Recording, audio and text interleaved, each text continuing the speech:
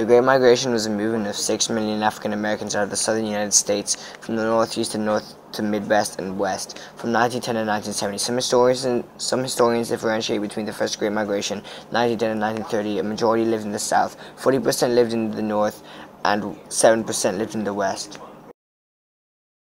After the Civil War, African American Southerners were not enjoying the rights and freedoms that all Americans were entitled to have.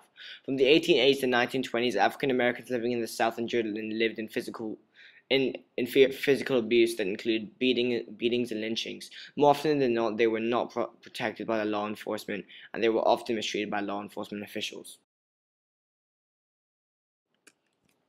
The primary push factors of migration were segregation, the widespread violence of lynching, and lack of opportunities in the South.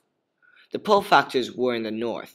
They could find better schools than adult men could vote, have more jobs, stronger economy, and the northern states far more industrialized than the South.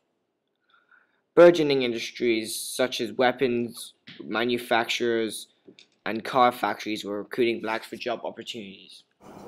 The Great Migration created the first large urban black communities in the North. It's conservatively estimated that 400,000 African Americans left in the South in 1916 through 1918 to take advantage of the labor shortage from the wake of the First World War. Northern cities such as Detroit, Chicago, New York, Omaha, Cleveland, and Boston experienced tremendous booms of population of African American residents by at least 15%.